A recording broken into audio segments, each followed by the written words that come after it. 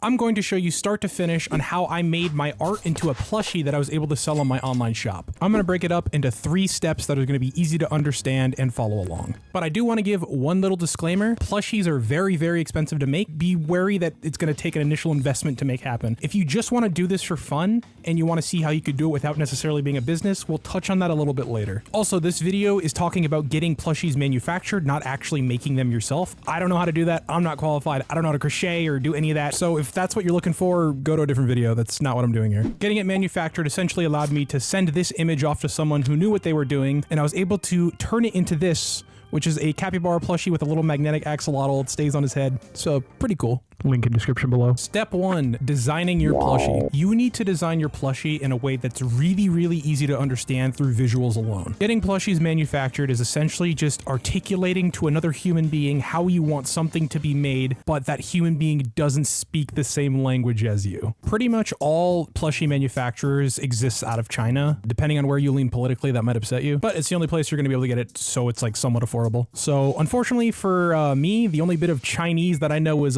Bing Chilling, which means they'll be communicating with me through their second language being English. So that sometimes doesn't bode very well when you're trying to communicate complex designs, which is why images are very, very important here. Just to show you an example of what I'm talking about, this is the very, very first plushie that I ever made, and this was the first drawing that I sent to my manufacturer. In order to make this plushie happen, I had to send them a front, side, and back view so they understood what I was going for in all 360 degrees. I had to send them measurements, and I had to show the colors very, very clearly and what I wanted. If you know how to 3D model, use that skill here. If I was able to send them basically a 3D like render of this plushie that they could spin around in a 3D space, they could easily 1-for-1 essentially just make the idea you had in your brain. So when you're finished with essentially designing your mock-up for your plushie, you're going to move on to step 2, finding a manufacturer. So this is probably the scariest part of the whole process. I was fortunate enough to have a following on social media, so manufacturers reach out to me to try to make business, so I was able to connect with mine through that. But even then, it was still like a little sketchy because I don't know what it is about these plushie companies in China.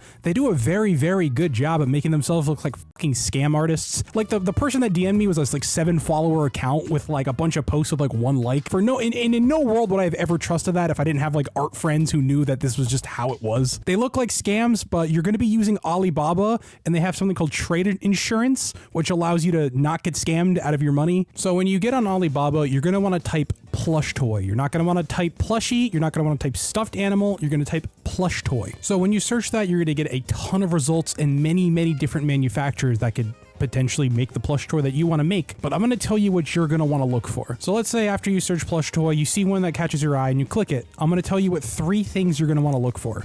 The first one's not that big of a deal. Like this one has the verified badge on it. Verified is a good sign that this is a trusted company that's used a lot. If it doesn't have verified, it's not necessarily a deal breaker, because the next thing you're going to want to look for is trade insurance. Basically, it's Alibaba's guarantee that if anything happens, say you get scammed or anything like that, they will refund you the money, and that all of your buying purchases through Alibaba are protected. But make sure you read how trade insurance works. Make sure you understand on your end what it does and how it applies.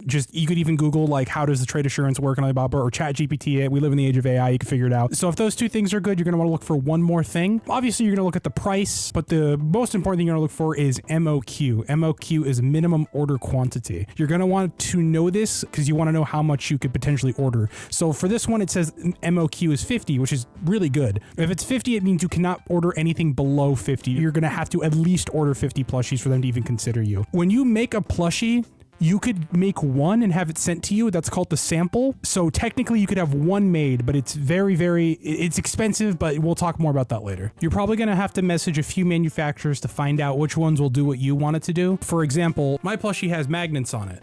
So not every single manufacturer would be able to accommodate for that. So you have to find a different manufacturer that would do something like that. When you finally pick out the manufacturer that you're going to settle with, we're going to move on to stage 3, which is communication with your manufacturer. During this stage, I'm going to kind of tell you how the process typically works. And then also I want to prepare you for some stuff. Once you pick out your manufacturer and you decide this is the one I'm going with, you're going to send them your ideas. And once they look at your ideas, they're going to figure out how much it's going to cost to make that idea. They're then going to have you pay for the the amount it's going to cost to make one of your plushies. Keep in mind, price is going to be pretty expensive, and it's not going to reflect how much it's actually going to cost when you make the big order of plushies. Once you pay the sample cost of the one plushie they're making for you, you're going to go back and forth with them until you make the plushie that you want to make. They're going to look at your images, they're going to come up with a design, and it's going to look like dog shit. Every single time I've ever made plushies, they have sent me the image back, and I am flabbergasted on how fucking terrible it looks. This is the picture I sent them.